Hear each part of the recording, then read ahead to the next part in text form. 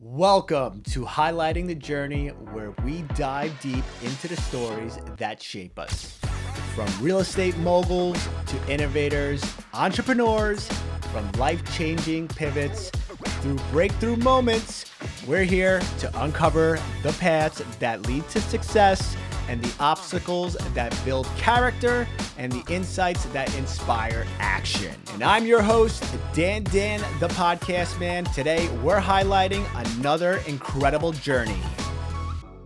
Hey everybody, it's Dan the Podcast Man. On today's show, I got a certain individual that believes that he's handsome, but he also buys home. Today, I have Charles Weinraub. Thanks for having me, man. I appreciate it. No problem. First and foremost, congratulations. Thank you. Long time coming. How do you feel? I feel good. I feel the same. I feel excited. That's when you know. I mean, I'm 45, so it took a minute to get here, right?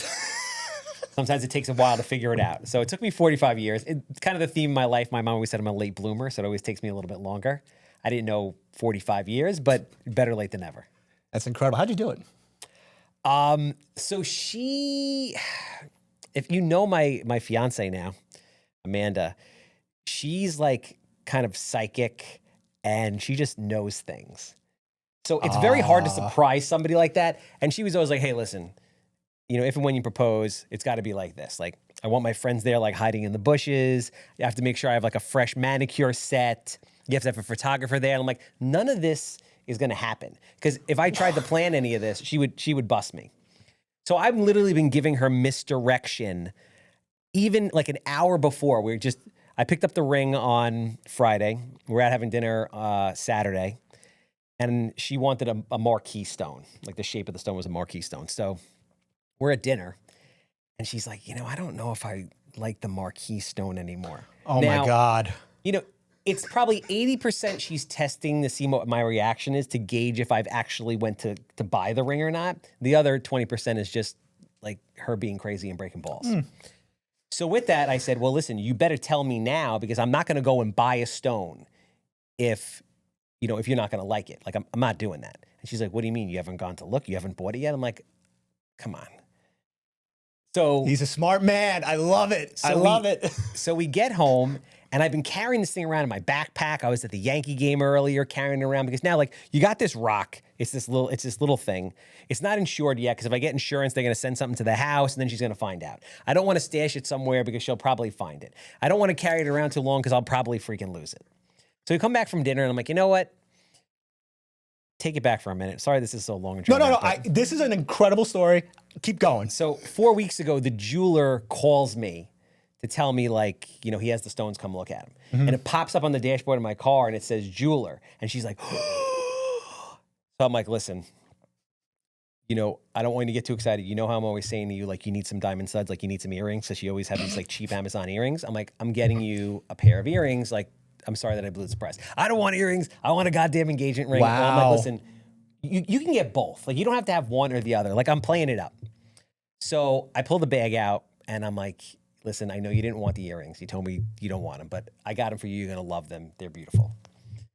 And she opens the box and she's like, what the hell is this? Because it's obviously not. So then I get down on one knee, I do the whole thing. And she looks up at me and we're in like the second bedroom in the house, in the house that we're renting.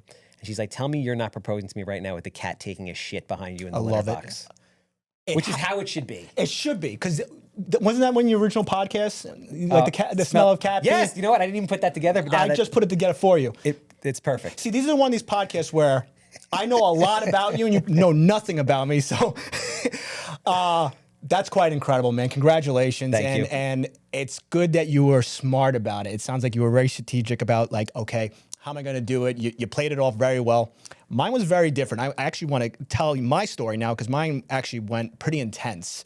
See, I proposed at my wife in front of 200,000 people in Belgium at Tomorrowland. Jesus. Yeah, so I orchestrated this whole entire thing. At Tomorrowland? Tomorrowland, yeah. In the middle of the whole thing going on. Cascade was playing. I was dead in the center, and I Did they announce it like on the? No, I DM'd Cascade. I was trying to say I want to do a proposal announcement because sometimes DJs would actually do the proposal. They'll stop everything and they'll let the person do the proposal. I've seen videos of that. I thought I was able to pull this one off, but not at a main stage at Tomorrowland, at the world's biggest music festival. Yeah. So, but yeah, look, I had to get her sister there too. So. And the way that I orchestrated everything, because I was living in Astoria at the time, I went to the Diamond District, so there was no paper trail. I paid cash. I got the information on the ring, and then I had Why can't there be a paper trail? I don't know what my wife's going to discover, so I just like I gotta think this out because my wife's very smart. She will know something is up. Yeah. So I got her sister. Well, I went to go ask her dad, and it was a very tough thing. I don't know why, and I'm very cool with her dad. Her dad's like a guy's guy. You could just hang out, chill, don't matter what you say. We'll talk about anything. But some reason sitting in front of him in front of dinner, like, can I marry your wife? And he's like, let me think about that. I'm just like, what? Like, and everybody likes to play mind games. But anyway, yeah, so I was able to transfer the ring to her father. Her father was able to transfer it to her daughter. Her daughter was able to get it in her backpack, bring it to Tomorrowland. I told my wife, I got to go to the bathroom. She's like, why? We're in front of his son. I'm like, no, I got to go to the bathroom. Come with me. So then her sister got all these people around them, got like poppers and all this stuff, like literally set this whole entire thing up. It was like a nice little semicircle, but you really wouldn't know because if you go to music festivals, it's kind of like one of these pocket areas where, you're just in that area right now. Yeah. And I just grabbed my wife and I go like, are you ready? She's like, for what? And then I just went down and I did. I have it all on videos. That's cool. Yeah. So mine was a little bit more intense. No cat peeing on the side. How long ago was that? This was 2017. Wow. That's a long time. When I mentioned that date. You look young. Thanks. How old are you? I'm 35. That is young. So you're 1980. 1990. End of 79. Okay. So do you classify yourself as you born in the 70s then? I mean, I have to. It would be a lie. It I would missed be. it by 2 months. It would be. But yeah, when you say that date, I was thinking about the other day. It's like, that's a long time ago, but it's not, but it is. But it is. It's like, that's, wow. It's 8 years ago. Yeah, my brain is kind of, has turned into mush because I have 2 kids now. And it's just, I don't know what day it is anymore. I really just don't know. Between real estate, my W-2, Well, listen, you look good. Your hairline's still strong. It's the Italian. It is the Italian in me. That could go either way, though, man. I got Italian in me, and I got no hair. When'd you find out? What, that I was going bald? Yeah. 21? Yeah. My dad was totally bald by 21. He started losing his hair at like 16, so I was on borrowed time. So did you sit there in the mirror like saying, is this the time to cut it off? Like, how did that transpire? No, because at first it's like, 21, you're like, doing your hair, and all of a sudden you look in the sink and you're like, this doesn't look right. Like, there's way too much hair in the sink. And then I'm like, Ma, I think I'm going bald. Nah, hair falls out. I'm like, not that much hair. So then by the time I was like 30, I was like, that's it. It goes.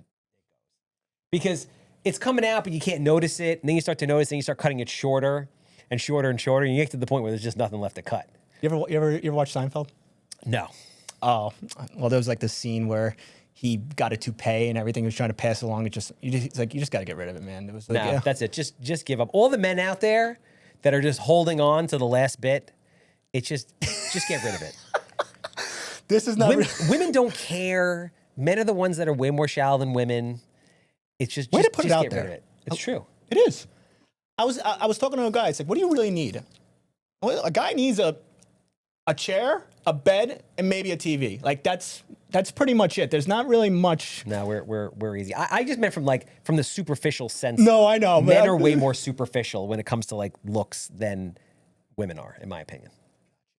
Now, I'm gonna start asking you questions about your your background, and obviously you have so much stuff out in social where it's hard not to see what you do and everything.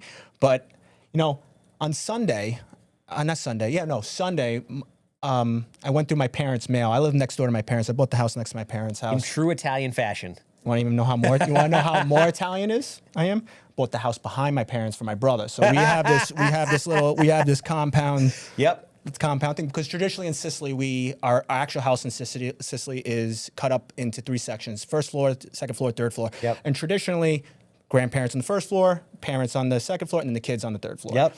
But we brought that to America. But anyway, I went through my father's mail, and I got this letter, and it seemed like somebody I know. I think it was you.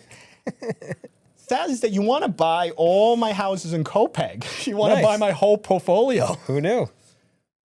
Like, do you even know what's going on with your direct mailing, or is that like an automatic set system? Like, no, we know what's going on. I mean, I don't know that I'm sending you no, I know. specifically It's like, a I'm mailer. gonna buy all your houses right now. I'm like, wow, he's really after it. No, I'm really dialed in. I know exactly what's going on. Oh, you are? With everything that we're doing, yeah. But recently I noticed that you have also changed a little bit. Obviously, your logo has recently changed, and the last time I saw you was at the East Coast RIA meeting where we did it live in person. And yeah, you're saying that you were going through shifts where you're trying to step away a little bit and let your business kind of be automatic. Is that still happening, or are you still like working in the business right now? So as of really like this week, no. So we have an entire executive leadership team. So it's me as the CEO. I have a COO. I have a director of sales. I have a CFO. I have a director of property management. I have a chief marketing officer. I now have an underwriter that underwrites all the deals. We have a dispo guy that dispos all the deals.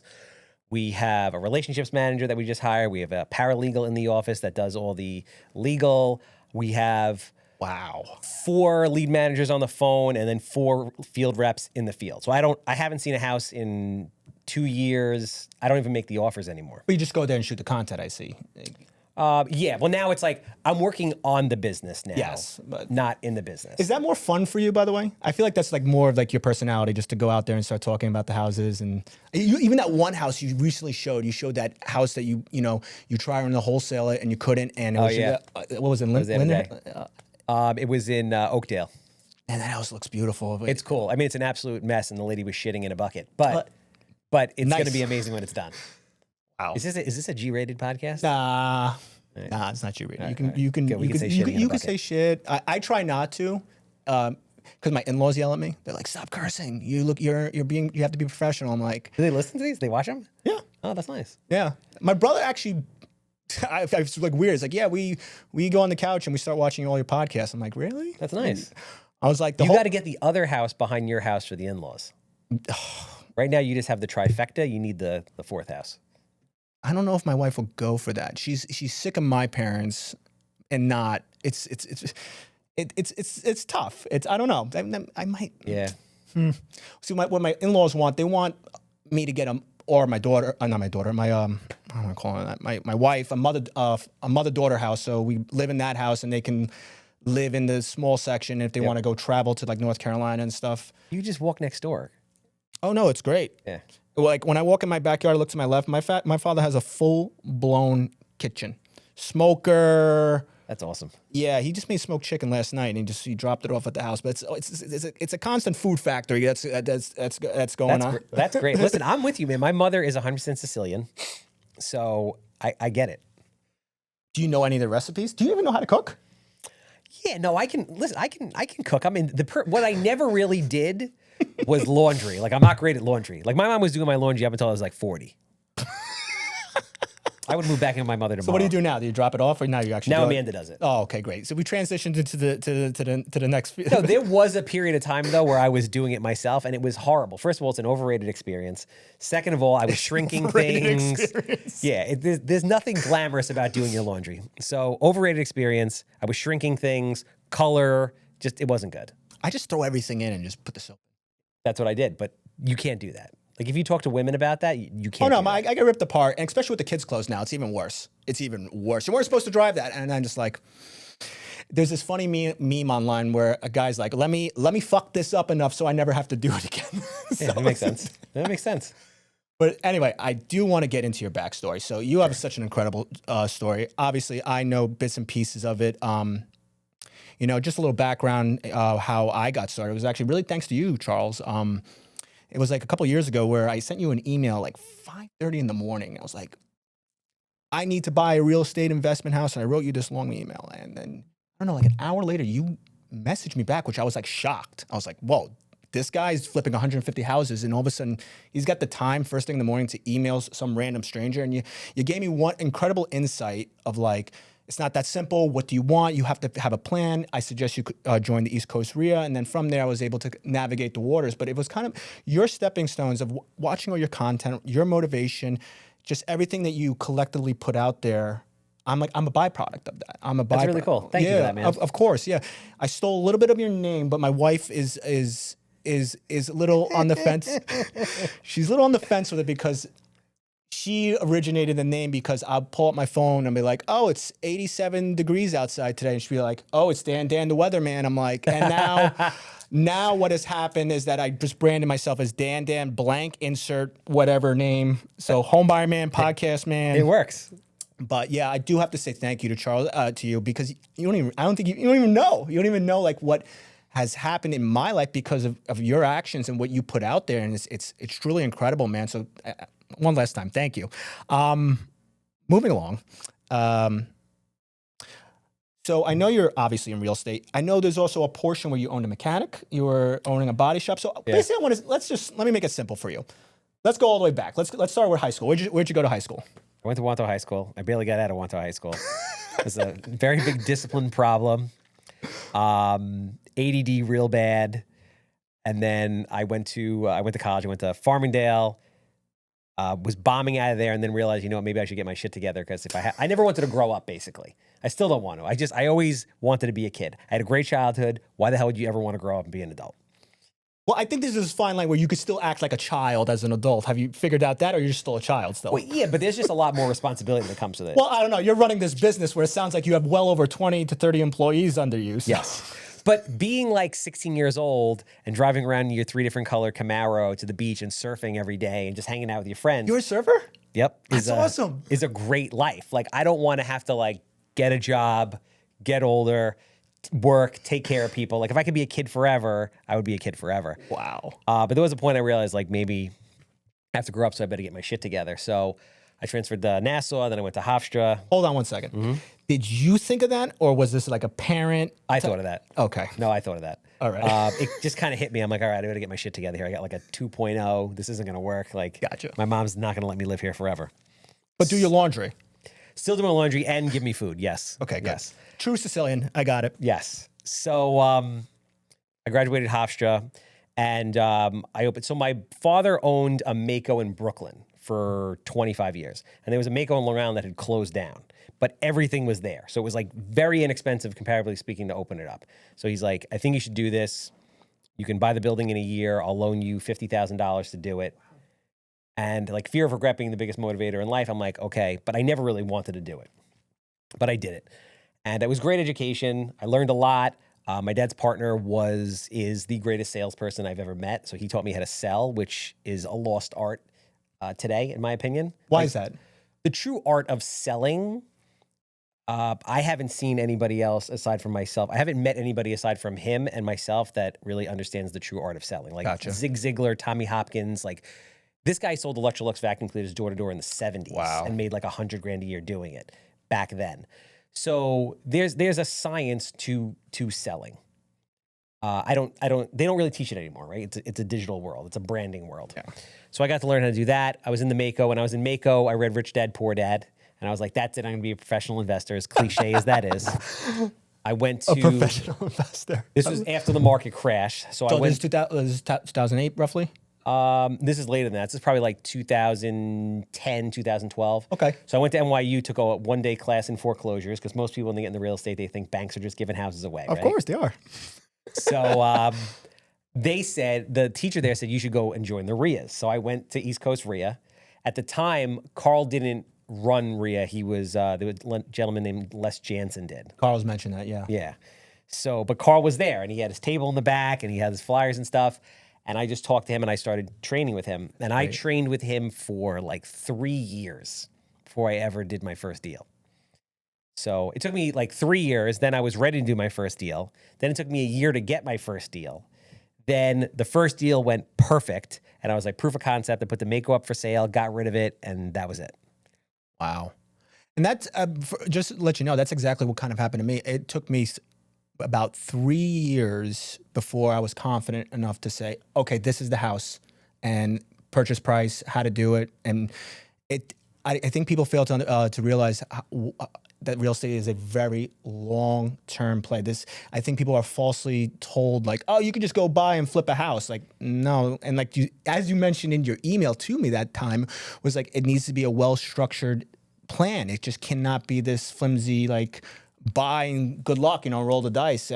So I do love the fact that you do still mention it to this day. So from getting that first deal, how were you able to propel, like, I don't know, 150 houses later, man? Or I don't know. So I put it to Mako for sale. I sold it. The first year I did 11 houses. The next year I did 40. The next year I did 67, and just so on and so on. Like, this year we'll do 200 plus. I think we can do somewhere in the neighborhood of like 500 houses a year on Long Island. And then I see you're doing a lot of wholesaling now. Why did you? A ton of it. Why did you push to that? Is it just, I guess you originally had a construction outfit. Yeah. I still do. But construction is a nightmare. Oh, fucking A. It's an absolute nightmare. The towns are an absolute nightmare. Construction in general, everything about it is a nightmare. Yeah. It is just, and to do the volume that we do and be taking down all the houses, like there was a point in time when we had 65 houses under construction at once. It was. How do you manage that? You don't. It's just chaos. Oh my God. It's total anarchy. It's just hold on. There's a part of you I know that loves it. No. What, no? The chaos or the construction? Not the construction, the chaos. Oh yeah, I like chaos, but I don't like construction. Like construction is a nightmare. There's a lot more risk associated with, and listen, we still do it to a certain extent, but now with the wholesaling, I make more money on a lot of deals just selling the paper than I do actually doing the deal themselves. Yeah. And I almost question, I'm like, how do people buy these things? But then I realized that everyone's idea of a good investment is different. Everybody's cost of capital or non-cost of capital, if they're using their own money, is different. Some people are swinging a hammer themselves. Well, it's different.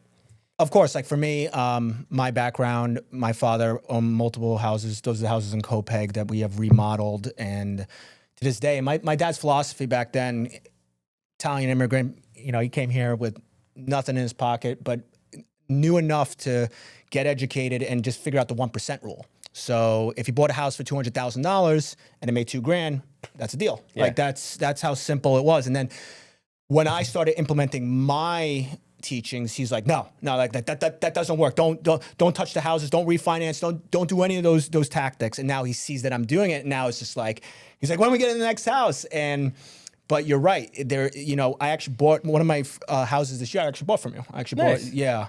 And for me, the numbers worked out great. I didn't cash out that well, but the rent on this one in Mastic, I'm getting $3,600 for a. Which one was it? This is 125 Patchogue Avenue. Purchase. Hold on. We got to cut that address, by the way. This one's we got Steve. Mental note. Cut this. The house in Mastic, yeah, it's. How much was it? It was. You sold it to me for $360. Yeah. So if you can get a rental house like that, like it depends on the scenario. If you can get a rental house for somewhere in that mid threes, and you have a 3 or 4 bedroom house, and the taxes are decent, you're making money. Yeah. You're making money. Those things are going to continue to go up. It's a great tax write-off. You're not paying taxes on anything. It totally makes sense. Now, like, you still have like a massive rental portfolio, right? Yeah, 137, 140 properties. I cannot understand. You say that number and my brain is starting to bleed. I'm like, how do you manage that? I have a full-time property manager, full-time handyman. I don't do any of it. So it's just basically, yesterday was first of the month. It just pops all right in, like into I mean, they deal with a lot of shit. Don't get me wrong. Like, it's constant shit. But I mean, that's what it is. You hire people to do it. One of the greatest things that you did mention to me in that RIA meeting was like, I asked you a question and you answered pretty damn good. It was like, if you can go back in time and like do something different, you mentioned hire people. You just hire people for those job roles. Get yourself out of that position where you're not. And I know a lot of positions I'm just not good at, and I'm like, oh, I don't want to spend the money, but I'm realizing I'm spending the money, but now I'm doing my other stuff that I'm excelling at 10 times faster. So that's my, I wouldn't say regret, but one thing I wish I did was I wish I hired people faster, and not just people, exceptional people that are not cheap.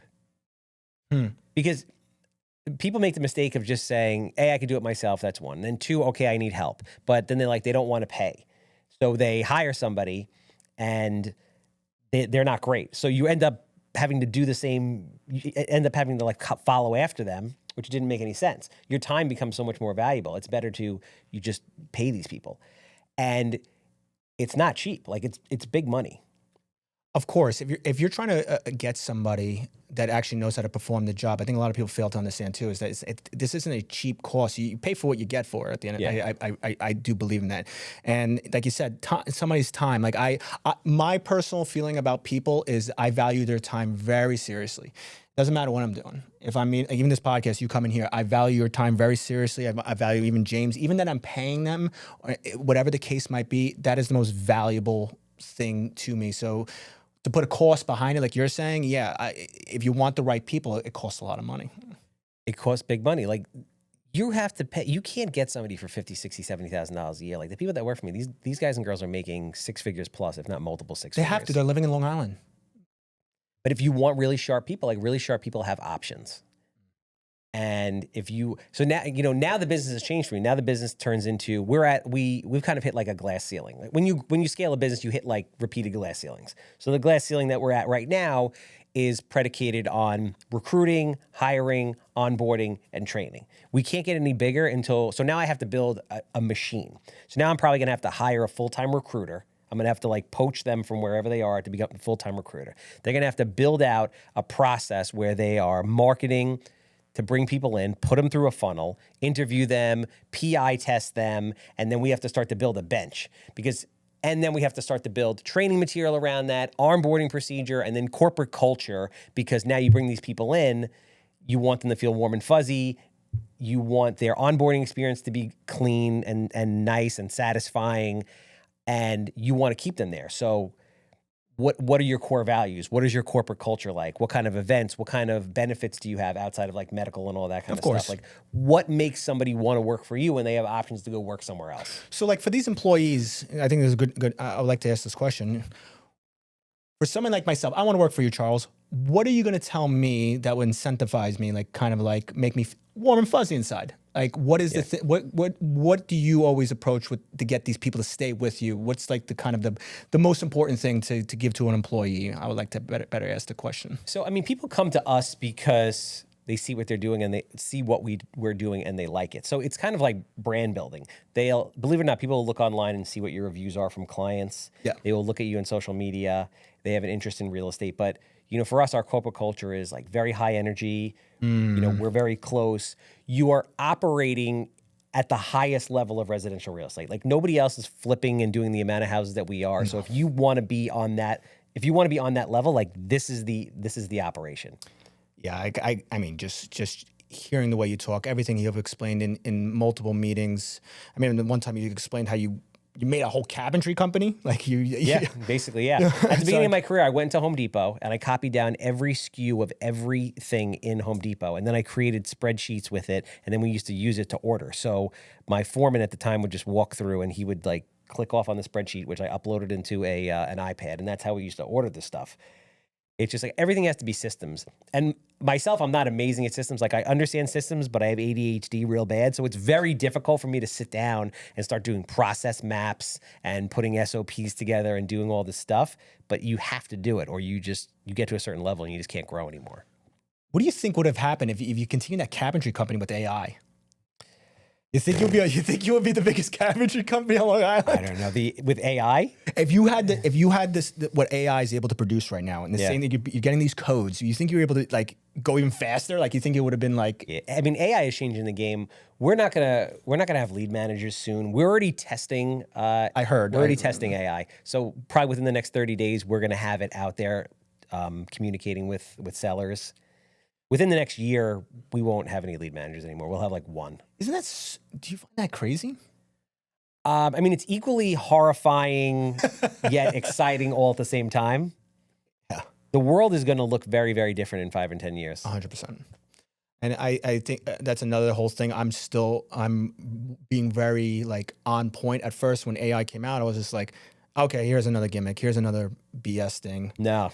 And then I started using it. I'm like, you're an absolute idiot. you should have been using this from the beginning. You can write up an SOP in exactly the way you want it in under 10 seconds if you prompt it correctly. It's just like, what else do you want this thing to do? But it's just like, you're right. Like, where's that going to go in the next 5 years? We're going to look at a completely different way of scaling businesses, everything, people. And it's sad because, so a little background on me. I'm a safety director I run about, I don't like to talk too much about my company, but I'm basically running about 7 different companies out there in New York.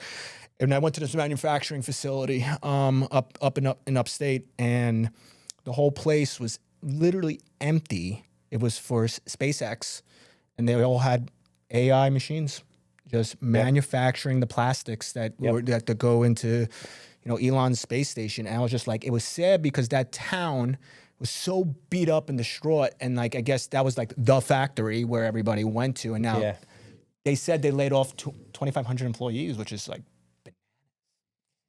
but you know what is like, that's what most people say, and people get upset about it. But for me, it's just, the mechanization of farming, like the automating farming. It's the same thing. We have to. Essentially we have to evolve. You have to go with it's not that the jobs are being eliminated. It's like money. It's not destroyed. It's just moved. Now there'll be other opportunities. The thing is, of course, people have to be willing to adapt and change and grow. And if they're not, well, I mean, that's how it has to be. Well, I think overall, and as me, going out, being the person in my family, especially to really step out, do the podcast, buy the real estate. I'm the one in my family right now that I damn well know that I'm like the oddball. He's going off, taking all these risks. Where in my brain, it's like, no, I'm not. I'm not taking a risk. What's taking a risk is like, I'm going to stay at one job for the rest of my life. I invest into my 401k, and I hope I get that money back without inflation, and I'm going to have a semi-decent life when I'm 60. Like that to me is like, that's not safe. And that's crazy to even think that you're going to be secure. There's no secure. Like I believe in what you're saying is you have to grow with the times. And there are people that are like, okay, I'm growing with the times. And I have employees that are just, they get it. And then there's some just give me, well, that's not the way we used to do it. I'm like, all right, good luck. I don't know what to tell you. It's just crazy. It's just, I don't know. But I think a lot of people are scared to change. Well, that's really what it is. And with, AI and automating construction and things like that, I feel like people brought it on themselves. You know how hard it is to get somebody to do anything? People are shocked. People want to be like overpaid. Their productivity sucks. They have no critical thinking skills. And it's like, why are you going to deal with somebody who's a pain in the ass when you can just have AI or some machine do it? But that's so and that's the other thing. You're mentioning a lot. I was asking some questions about your company, high energy. So, but you also want people, and the way I look at it, I want to be surrounded by people I want to go to work with. Yeah. I don't want to go to work knowing that he's great at his job, but he's just such a dick. Like I gotta deal with him all day, but he's so good at it. Like I'd rather not. I don't know. I'd rather not have that. So it sounds like you really get people that you enjoy working with. Yeah, no. If you have like one person that's bad, like a cancer, I'm really about energy. I can see that in life and everything, right? Yeah. So if you get one person that's bad, they can literally impact the entire dynamic of what's going on, and they got to go. Like we've had some cancerous people in the company before, and like once they're gone, it's like, all right, cool, much better. It's like everybody could take it's like literally taking a deep breath. Like all of a sudden that person's gone. You're like, you just feel the energy change when they get there, and you're like, yeah, this isn't going to work. They got to go. I've just been in so many of those environments where like I used to walk in a construction trailer, and there's a massive table, everybody in the morning eating breakfast, making jokes, talking all this stuff, and then a new guy comes in, and I like a month or two later, I walk in that office, and everyone's buried in their office. They won't even go into like the community room to shoot the shit because that guy has just made such a toxic environment. And I kind of see the writing on the wall when this kind of things happen because I've been in this so many times. Like, yeah, wait till he goes, and then he finally went like another 3 months later, and then all of a sudden everybody like pop, just like they're all back to normal. It's just it's crazy what one person can really completely screw up the dynamic of a work environment. Wow. Like I said previously, like highlighting the journey, what were the pivotal moments? So you said like around what I say, like age 25, where you said you had to get your shit together? Like, so like, how did the realist, like, obviously you went to the East Coast RIA, you met with Carl, you got the first deal, but like, what was behind your head? What were you thinking behind all this? Was there a thing where in your brain telling you like, I have to do better? I'm not supposed to live this life of just, I don't know, mediocrity, I guess. Mediocrity. I've always, I mean, my saying is, you know, I'm more afraid of being average than I am of being broke. But for me, I just remember from a very young age always knowing that I was going to be successful and always knowing that I was going to have whatever I wanted. I remember, I mean, stupid story. I was like 19 years old working at Kenneth Cole in the mall. And my buddy was the manager there. And he's like, you know, Charles, guys like us, you know, the best we could hope for is, you know, when we retire, maybe getting a new Corvette. And I remember looking at him and just thinking like, I'm going to have anything I want. Like if I want a Ferrari or this or that, like I'm going to be able to have whatever I want, live whatever life I want. So I was never, I always knew that I was going to have that. I can relate to that so much. My brain is so like wired to the success of my life. And like, even today, like I'm flat out living the dream I always wanted to live, the life I always wanted to live today. And the most important thing that I think I'm trying to take away from this, because I am a father and I see things a little differently, is that I'm really trying to love this process. I remember being like, so like when I was trying to get the first deal, I got to get the deal. I got to figure it out. I got to do this. But now I really have gear shifted that into, well, this is going to be fun. I want this to be fun. This isn't a chore, and it is not a chore. Like when I do the real estate stuff and I do the investing, people are like, how do you do that? Like, how do you work a W-2 and then you on your free time, you have a wife, kids, and then you buy real estate? Because it's fun. Like I'm having a good time. I love seeing houses. I love the creative aspect of it. I love figuring out the financial side of it. I love all these pieces that I get to customize and say, oh, I could put this here. Oh wait, this is not going to work. Maybe I should get this person and put this. I just love the customization of that. And I think you can definitely relate to stuff like that. No, of course. And listen, if you want to retire, no one's taking care of you. So if you don't do something like that, what are you going to have when you're older? Who's going to take care of you? Where's the money coming from? Of course. You know, you have to think about those things. Now, I know some information about you, like about your lifestyle. You still rent an apartment, right? Yep. That's what's so crazy. And you don't live lavishly at all. You don't You said you could have a Corvette. You don't drive anything in that manner, right? I do have a nice car now, though. What do you got now? I'm curious. Is it a Bronco? I'm trying to figure out what car. No. I see a new headrest, so I'm trying to. Like, what's Charles? No, it's not that one. I don't really drive it often. So when I got into, I started flipping all those houses, and I'm like, all right, I got to start buying rentals because, you know, let's say I can't flip houses. If I can't flip houses because the market goes sideways, I need something to live on. So what am I going to do? So I started buying all these rentals. So I bought, you know, again, 130 some odd rentals. And then right before the interest rates shot up, I just refinanced all of them at like 3%. Holy crap. So at that point, I bought myself something else. I bought myself a Maserati MC20. Really? So yeah, that I have. That's cool. I mean, I like cars, but I waited till I was like 40 something years old to do that. Like every bit of money that I made flipping houses went right back into buying rentals. Because in like a 5-year period, I bought all those rentals.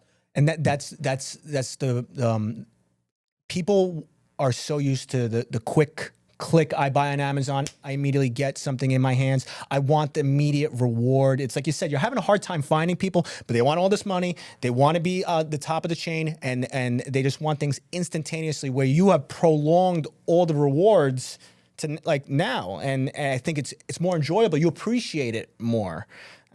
Correct me if I'm wrong, right? Yeah, no, I mean it's part of the process. I mean, I bought those. I spent 3 years training, right? I spent all those years beforehand, and it took me 5 years to amass all those rentals, which is relatively fast when you think about it. But it's still 5 years worth of hard work. Where 100%. It's like this money's coming in. I'm not going to buy a car. I'm not going to buy fancy clothes. I'm not going to buy a house that I live in. All I'm doing is buying real estate. But then I get to the point where, you know, at 40 years old, I'll always work because I love it. But at 40 years old, I'm like, I don't have to work anymore. I never have to work again. Which is cool. It's just a cool thing to be like, you know what? By the time before I was 40 years old, I could have been retired. So like right before, when was the moment? You had to have a moment where you're just like, you either looked at paper or you stood somewhere where you said, holy shit, I can I'm done. I can stop working right now. Where were you? I got to know. My CFO actually, because my head was always down. I was just like buying and doing this. Yeah. And then my CFO looks at me and he's like, you know, you don't have to do this anymore, right? He's like, yeah. I'm like, what do you mean? He's like, you're good. Like you don't need to work anymore. You don't need to do any of this. And we like went through it. And I'm like, oh, all right, back to work.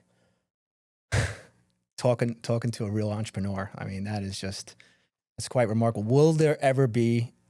I don't think so. That's a question I already know. I was going to ask you, is there going to be a retirement day? Is there going to be a day where you're going to be? I don't think it's healthy to retire personally. No, I don't think so either. I work till the day I'm done. Yeah, I don't think it's healthy to retire. So like where you are today, like where would you like to see us? I'll use a year, like 5 years from now. Where would you like to see yourself and company wise? Like I'm going to build the next like JLL, Knight Newmark, something like that. Like basically like a giant, potentially publicly traded real estate conglomerate that does everything. We're opening up within the next year, we're opening up a new real estate brokerage concept that I think is going to change the way real estate is. Is that zombie homes? No. That's something different. Okay. So like a residential and commercial real estate brokerage. Okay. With salespeople. So we're doing that. We're expanding on, obviously, the fix and flips, our property management arm. We're building that out. We're going to have a private lending arm. We're going to start doing much bigger, development type deals. You're just getting into we're doing all of it. Wow, man, just talk about a freaking powerhouse. That's so remarkable. I don't even know how to respond to that. Like it's quite remarkable. Like, is there ever a shut off time? Is there a time? So let me ask you a little bit. Ask a little bit better of a question. What does your day to day look like? Is there like a start time and then there's a time where it's like the phone gets put away, or it's just like you're on? I'm pretty much on all the time. I'm trying to prioritize like sleep a little more, things like that. Just like overall health a little bit more. Yeah. So like I'm up at 5:30 in the morning. I'm either in the gym or I'm going to go out for like a run, 4 or 5 miles. I get home. My entire day is pretty much time blocked out. If I don't time block out my day, it's a shit show. If I time block out my day, it's pretty decent. I do that until like, let's say 9 o'clock. At 9 o'clock, I like to like get in bed, spend an hour reading, and then 10 o'clock, try to go to sleep. What are you reading right now? Right now, I'm reading Unreasonable Hospitality. Why? A real estate agent gave it to me actually, who was on my podcast. Okay. And it's an amazing, amazing book. I recommend that you read it. Okay. It's about, you've heard the restaurant 11 Madison Park? Yep. So it's about the story of how they built that. Oh, okay. And it's just, there's a lot of lessons in that on what you can apply to any business. It's so remarkable because even with Carl, when I was going through his coaching, I'm like, okay, I'm gonna know how to buy real estate, which I did learn, but ultimately what I learned was how to build a business. Yeah. And that was like one of the most eye-opening things when I started to really notice what was happening. Like, oh, I have this, I have that. And now that actually propelled into my W-2 work where I'm able to manage 7 companies because and when I got hired and I went to the orientation with my boss and everything, and I was like waiting for the next prompt from my boss, like, what do I do now? He's like, you know what to do, Dan. Like, I don't need you to tell you that. I'm just like, holy shit, he's right. And that's only because of the teachings of Carl. It's just sad. Like, obviously, you know this. I think most people now are starting to wake up to this. Is like the school system and everything that is designed to make you be in school for 8 hours, then you go to college for 8 hours, and then you work for 8 hours. Like your brain is designed and set up in that aspect where now, like in my head, it's like, I don't give a shit if you fire me or do this, do that. Whatever it is in my life, I will figure it out. And I don't care. I'm just going to double down. There is no rules. There's no rules. I've come to learn this. It's crazy. Yeah, no, it's true. You're only limited by what your belief system is. What is your ultimate belief? What is my ultimate belief? Ultimate belief.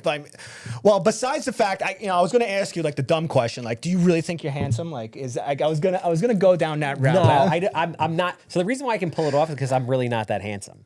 Like I always tell people I'm like a 6, but like I have a good personality, so it bumps me up there.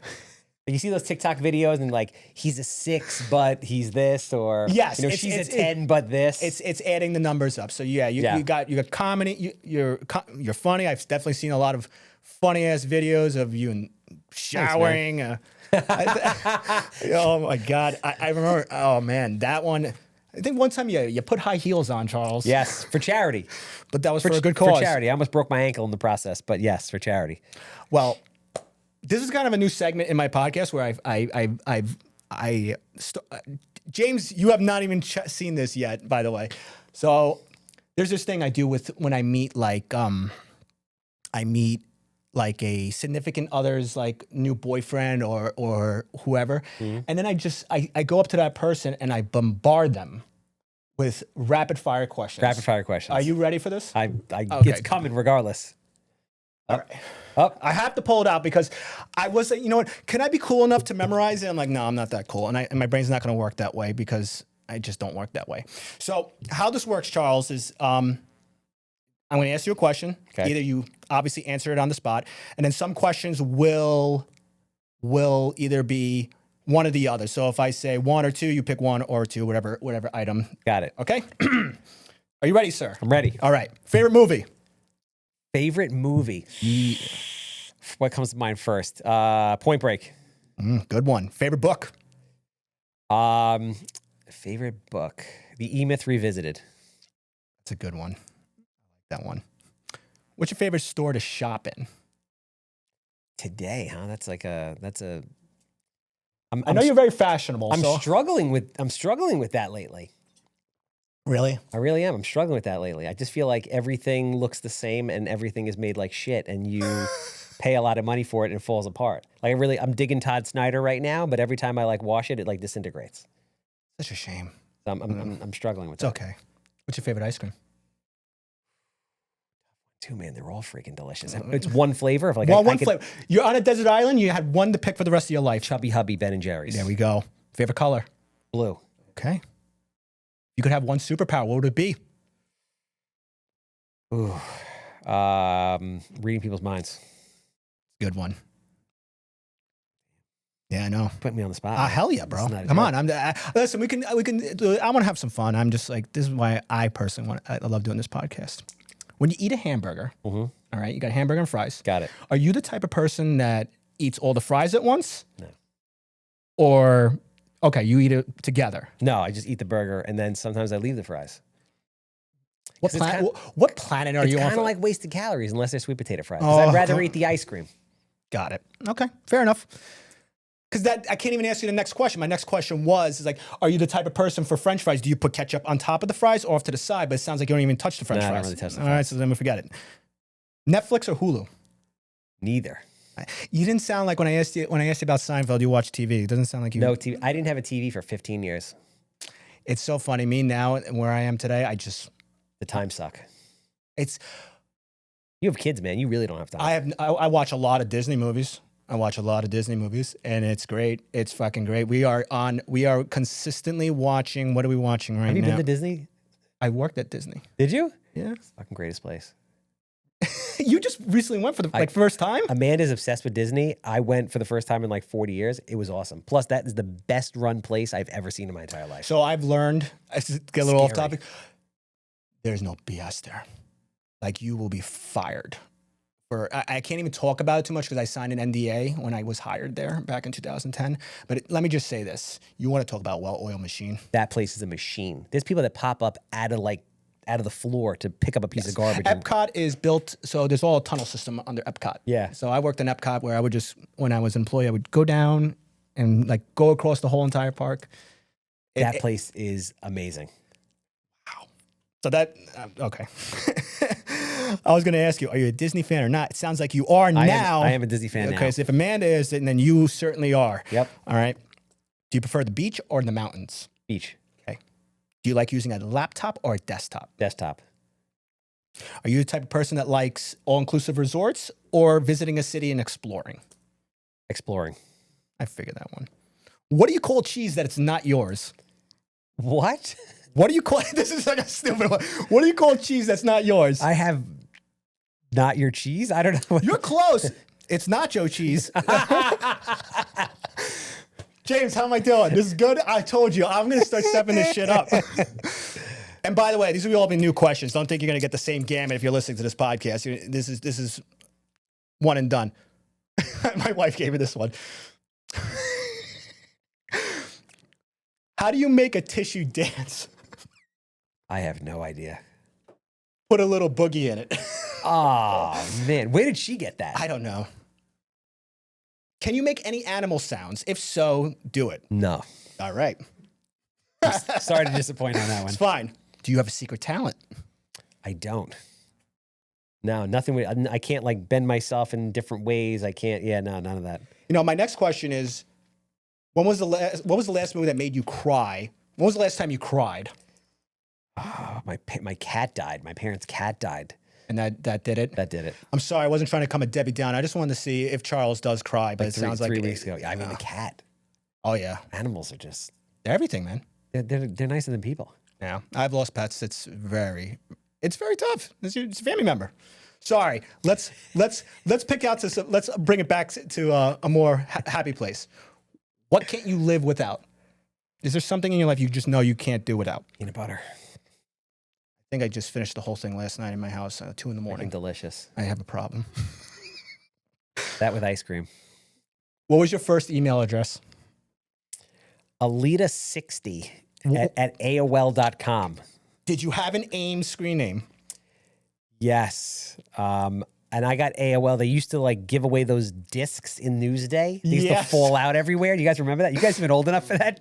I remember that. Yeah, no, you get the paper and then it'll be like the AOL disc to upload it. Yeah, there was, like the actual CDs used to fall out of the paper and you used to put them in order to sign up. How old are you? You're too young for that, man. No, we're not. You remember that? We're around for that, man. I was still around for the phone book. That was like Yeah. that was Like Apple IIe days. I'll try this one. Have you ever played Mario Kart before? Of course. Okay, who's your favorite character? God damn. This is like 40 years ago. Who even remembers? I do. This is what defines you, Charles. Mario Kart? Absolutely. Is maybe Mario? Okay, that's fine. Listen, you know who's a popular character in Mario Kart right now is Luigi, apparently. Oh, I mean, it might have been Luigi. They look the same. Oh, yeah, one's red, one's blue. I'm colorblind. I can't see the difference. What? Yeah, I'm colorblind. It's a problem. Who does your designing of your houses? I have a designer/architect that's on staff. See, you learn something every day. There you go. What is your guilty pleasure song? What's a song you pop on and you sing? Oh, Jesus Christ. Yes. That is not me. I'm not a big music. I like all music, but Amanda's more that person. She knows every lyric to every song. All right. What is the most unpopular, let me see, what's the most overrated food that you hear that people try to sell you every time? You're just like... Food or restaurant? We'll do food and then you can do restaurant as well. We might as well tie in the both. I don't know if I could say there's like an overrated food. Overrated restaurant. I made a clip about this got clipped from one of my podcasts and I got a lot of shit for this. Let's go, but baby. I'm still maintaining that Rob Key's is the most overrated restaurant I'm aware of. There you go. You know Rob Key's? No. Yeah. I haven't. No. Actually, wait. You know Rob Key's, right? I know of it. Yeah. It's a very popular place. Very Italian place, very popular, See, up in like Northport area. You can't sell me on Italian food. You can't because I go to Italy. I was born and raised, not born right there, excuse me. I was raised there since I was 6. So the food I have. Yeah, it's different. It's not the same. That's like when people ask me, it's like, oh, what's better? Is pizza from Italy better or a New York pizza better? It's not the same. Apples and oranges. You're right. Yeah, it's not the same. Would you rather be sexy or smart? Smart. Okay. What is your biggest pet peeve? Laziness. That just drives you up a wall. Up a wall. Don't worry, I got 2 more questions. All right. What was the biggest risk you have ever taken in your life? Obviously you are where you are today, but what was the moment in your life where you're like, holy crap, I'm putting it up, maybe all on the line or something in that manner? I mean, that has happened a bunch of times, but the biggest risk for me was I had the Mako. Yes. And for all intents and purposes, I was making a good living, and I said, I'm not happy with this, and I sold it to pursue real estate. And everybody was like, you're absolutely nuts. Like, the world just fell apart. Kid, there's no way you can flip a house, all of that. So that was probably the biggest moment. Gotcha. Now, I do have one and final question for you. This is a very serious one, and this is going to ultimately determine whether if you're Italian or not. Well, I mean, I'm Jewish too. Forget about that. No, that's fine. Well, what do you consider yourself more Jewish or more Italian, or just your nice blend of an Well, it's Italian kind Jew? of both. So my mother converted, so I had a bar mitzvah and everything. Oh, Yeah. So I don't know. Do you still consider her Italian? yeah. Okay. Yeah, Well, I mean, it's a nationality. You can't not change. a Like, I'm religion. Caucasian. I'm going to be. I think I'm permanent. Like this. I can't really change that. My demographics. But what do you call the red sauce you put on pasta? If it's gravy, that's what you're saying. What do you call it? Sauce. Why? Yeah. Where did you get gravy from? I mean, we call it sauce. Yeah, I mean, I guess my mother does call it sauce. The sauce. but what do you call it? So, like, if you What were do we call it sauce. Yes, we okay, don't good. call it He's gravy. in my saving grace. Thank God. Yeah, no, So we don't call it gravy. I don't know where that started. I mean, I kind of do Godfather, Sopranos. That I don't know why, or Staten Island thing. It's just I hear that and I'm like, when you go to Italy, they say, because I speak Italian, they like, if you're gonna pass the sauce, it says pasta. I mean, now I'm screwing up because now I'm on the spot. Salsa, like you would Yeah. say salsa. That, Yeah. that would be the red sauce. But people somehow got gravy out of that. And I just never knew. So Now we call it sauce. Gotcha. Sunday sauce. Well, I'm coming to the end of the podcast, Charles. Really, man, I can't thank you enough. But before we sign off, I always find your story incredible. I think what you're doing, I mean, is remarkable. I'll be a fan forever, man. And I really want to say again, thank you for being one of those people that I scroll through and I'm like, yes, yes. And you have shaped me into that person. And I do want to say thank you. But I like to also like to give my guest here kind of like a little segue. What type of like inspirational message you want to put out there to people out there? Like if you had to say something to them, like I see you speak to a lot of people, but what's like to your audience? Like what's the biggest message you want to put out there? Yeah, I mean, I think I just want people to be happy and I want people to go for it. And I want them to understand that, like you were saying before so eloquently, it's not an instant gratification process. Like you have to find something that you love. Like when everything is going horribly wrong in real estate, which happens all the time, there's still nothing else I would rather be doing. So, find something that you really love, spend the time getting educated, be invested in the process, be attached to the process, not the outcome. And whatever you want your life to be, it can be. It's that simple. It's that simple. Well, thank you, Charles. Thank you for having me. It's good seeing you, man. Thank you. That's it for our show. If you liked it, please leave a comment below. Do I need to plug in Charles here? I think Handsome Homebuyer. Do you want to plug yourself in? If you have a house that smells like cat pee, dated from the 1960s, 6 inches of mold on the wall, human waste floating past the basement steps, I'm quick, I'm easy, I'm a good time, and I want to buy it. 516-777 sold. Hell yeah. Thank you, guys.